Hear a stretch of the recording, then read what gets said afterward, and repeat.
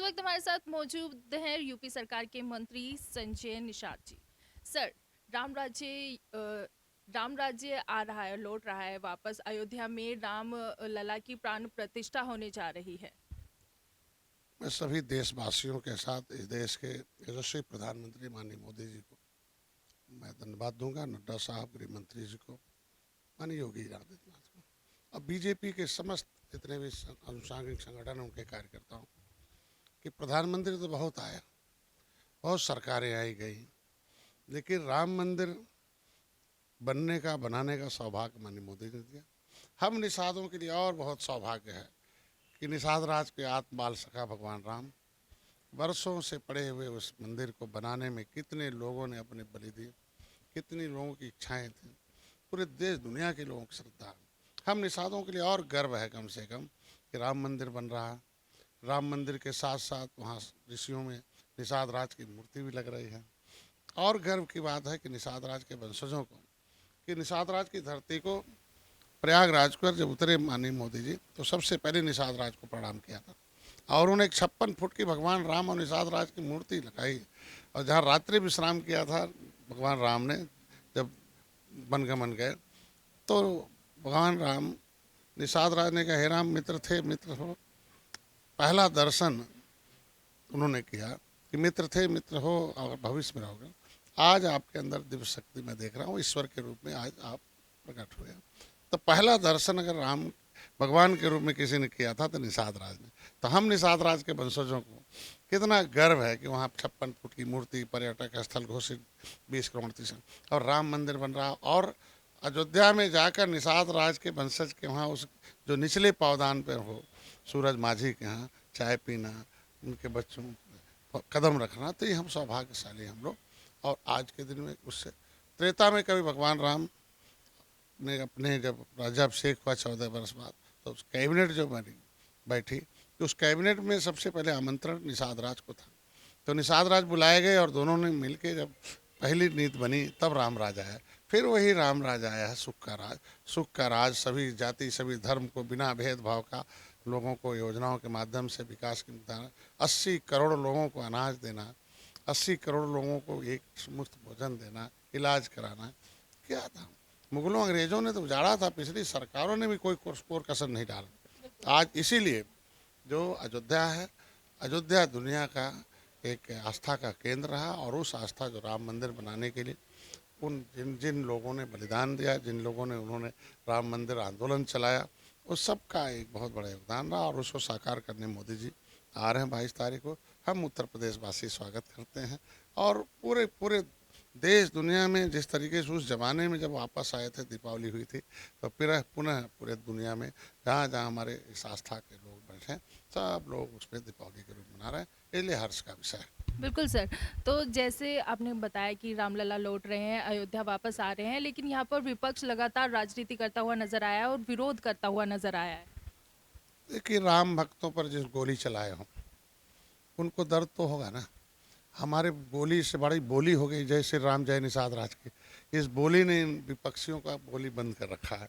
अब उनके पास बयानबाजी के अलावा कुछ बचता नहीं, क्योंकि लोकतंत्र में जनता जनार्दन है और जनता फैसले लेती है और जनता के फैसले के हिसाब से देश चलता है। और जनता ने फैसला ले लिया है कि जो राम विरोधी हैं, धर्म विरोधी हैं, मंदिर विरोधी हैं, समाज विरोधी हैं, राष्ट्र विरोधी हैं, ऐसे लोगों को सत्ता में कभी आने नहीं देना है। जो जनता के लिए काम करे, जो हमारी आस्था के लिए काम करे, भारतीय संस्कृति के लिए काम करे, वही मोदी जी हैं और वही मोदी को लाना है, बाकी कुछ। बिल्कुल सर। और जो ओवैसी है उनका कहना है कि मुस्लिम नौजवानों जागो, इतने वर्षों वाली जो मस्जिद है वो तोड़ दी गई है, तो आने वाली मस्जिदों का ध्यान रखो, ऐसे करके वो भड़का रहे हैं। चूँकि इस्लाम धर्म को मानने वाले तलवार के बदौलत मुगलों ने उनका धर्म बदला। वो मुसलमान भी हमारे ही भाई हैं, हमारे ही खून के। जाल बिनने वाला जलहा, और जाल घना बिन दो तो कपड़ा हो जाएगा, जुलाहा हो गया, और धर्म बदल दिया तो अंसारी हो गया। तो हैं तो मेरे लिए ना, बदल गए मुसलमान, लेकिन जाति पीछे पीछे घूम रही है। तो इसके मतलब उनको विकास की मुख्यधारा में नहीं आने देना था। सच्चर कमेटी की रिपोर्ट कहती है कि मुसलमानों की दशा बहुत खराब है। खराब कितने की है? इन्हीं दाढ़ी वालों ने वोट डलवाया हाथी से कील पंजा को, अब बदले मुसलमान को ला के बलगलाया, उनके बच्चों को रोड पर घुमा रहे, भीख मंगवा रहे। तो हमारी सरकार उनको भी चाहती है विकास की मुख्यधारा में बढ़े, वो भी भारत के हैं, हम भी बिना भेदभाव के उनको अनाज दे रहे हैं। जब गरीब उनके यहाँ सच्चर कमेटी की रिपोर्ट के अनुसार सबसे ज़्यादा गरीब मुसलमान में है, तो इसका मतलब उन लोगों ने तो गरीब बनाया और मोदी जी अनाज खिला रहे हैं, मकान दे रहे हैं, इलाज करा। इसलिए मुसलमान किसी के बहकावे में आने वाला नहीं है। वो भी मोदी को सोने का, ये लोग लड़ाते थे हिंदू मुसलमान, आज मुसलमान सोने का चांदी का ईंटा दे के राम मंदिर बनवा रहा है। इससे बड़ा हर्ष विषय क्या हो सकता है? वो जान रहा है ये सब लोग बहरूपिये हैं, जनता जान गई, इनके बहकावे में कोई आने वाला नहीं है। नौजवानों को रोजगार चाहिए, नौजवानों को शिक्षा चाहिए, विकास चाहिए। और दुनिया में ग्लोबलाइजेशन है, वो भी डॉक्टर इंजीनियर बने। ये जहर अब जहर घोल कर मुसलमानों को नहीं बहका सकते।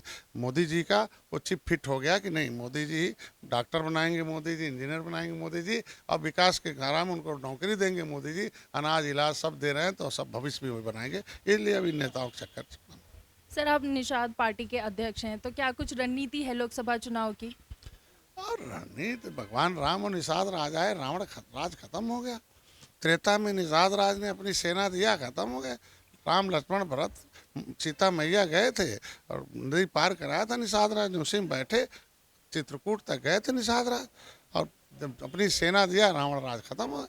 तो निषाद राज के वंशज जिस तरीके से त्रेता में भगवान राम ने निषाद राज को गले लगाया था, उसी तरह से इस युग में निषाद राज के वंशज डॉक्टर संजय को मोदी जी ने गले लगाया, और हमने भी सेना बनाया है। और उस सेना की देन है, सपा बसपा एक हो गई 2019 में, और निषाद राज की सेना खत्म हो गई, कहीं कुछ है नहीं। आज देखो 2022, 2023, 2024 में अभी तो हम लोग 330 पार एनडीए सरकार था, अब तो जो उस तरीके से काम हो रहा जनता का, अब 400 पार एनडीए सरकार हो गया। और मोदी के नेतृत्व में हम निषाद पार्टी ने संकल्प लिया है 39 पार्टियों ने, कि जिसमें एक निषाद पार्टी को भी हमने शामिल किया मोदी जी।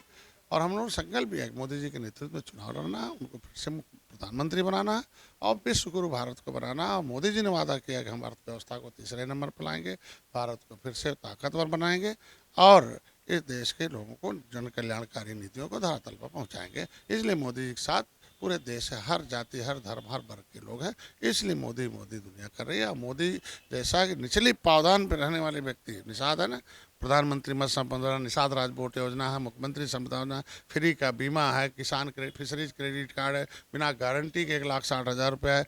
जिसके पास आयुष्मान भारत कार्ड नहीं होगा, निषाद को मछुआ कल्याण कोष की स्थापना, ये तमाम तरह की योजनाएं देकर निषादों को आगे बढ़ा रहे हैं। तो आज के ये सरकार पिछली थी, 67 साल में केवल 3,000 करोड़ रुपया दिया, एक पैसा निषाद के ऊपर आता था विकास के लिए। अब मोदी जी ने 6 साल में 39,000 करोड़ रुपया दिया इनके विकास के लिए। तो समाज, इसीलिए हमने 100 पेज की किताब लिखी है, एक आरक्षण पर पर्दाफाश किया कि हमारे लोगों ने अंग्रेजों मुगलों से लड़ा, उन्होंने उजाड़ दिया। और संविधान में लेदरमैन, वाशरमैन, फिशरमैन सब है, और लेदरमैन और वाशरमैन सब हिस्सा खा गए, फिशरमैन फिसल गए। अब मोदी जी अब संभाल रहे हैं, तो ये लोग तो फाइल गायब कराते हैं और हमारे मोदी जी उसके लिख कर आगे बढ़ाते हैं।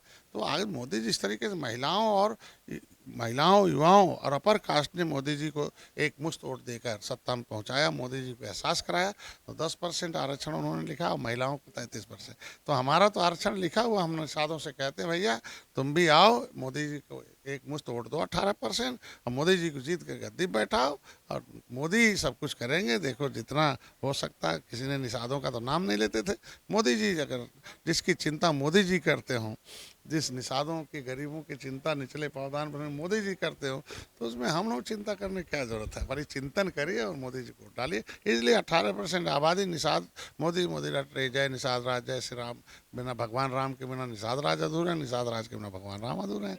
ये मोदी जी की जुबान रही है, इसलिए सारे निषाद मोदी जी के साथ हैं। इसलिए आज गंगा, जमुना है, बेतवा है, घाघरा है, राप्ती है, सरजू है, ये सारी नदियाँ, नारायणी है, सारे नदियों के किनारे निषाद भरे पड़े हुए हैं। केवट मल्ला, बिंद कश्यप, कहार, धीवर, रायकवार, बाठम, तुरैया, ये तमाम उपजातियों में बटे थे। और पिछली सरकारों ने कह दिया था कि जो मछली मारे वही मछुआरा है, माननीय योगी जी ने बदल दिया, नहीं मछुआरा यही है तो इसका हिस्सा क्यों दूसरा मछुआरा। पिछली सरकारों ने हमारी नौकरी को ख़त्म करके उर्दू अनुवादक भर्ती कर दिया था मत्स्य विभाग में। तो वही ने कहा यार बंद करो, ये क्या हुआ, उर्दू तो मछली पढ़ती नहीं, निषाद तो पढ़ता नहीं। ये बेईमान लोग हैं, इसलिए अब उसका पर्दाफाश हो गया। इसलिए निषाद एक मुश्त तोड़ देकर मोदी जी को बैठाने का संकल्प लिया। 13 जनवरी 2013 को मैंने कसम खाया था। अभी 13 जनवरी को 2024 में रमा देवी अम्बेडकर पार्क में 10 लाख लोग आएंगे, संकल्प लेके जाएंगे और मोदी को पुनः प्रधानमंत्री बनाकर दिखाएंगे। बिल्कुल सर। अगर सुदर्शन न्यूज़ की बात की जाए तो सुदर्शन न्यूज़ भी राम राज्य युवा यात्रा निकाल रहा है। प्रदोष चौहान के जी हैं, उसका नेतृत्व कर रहे हैं। अशोक वाटिका से ये यात्रा निकली है। पूरी दुनिया में राम का आस्था का केंद्र, मैंने कई देशों में गए, लोग वहाँ एकदम एक ही इच्छा था कब बनेगा मंदिर। तो आज अगर अशोक वाटिका से सुदर्शन न्यूज यात्रा निकाल रहा है तो मैं बधाई देता हूँ, शुभकामनाएं देता हूँ, आभार प्रकट करता हूँ कि इस अभियान में शामिल है। सुदर्शन न्यूज की पूरी टीम को मैं बधाई देता हूँ और आगे बढ़ा। तो ये थे हमारे साथ यूपी सरकार के मंत्री संजय निषाद जी। मीनाक्षी श्रीयान, सुदर्शन न्यूज़।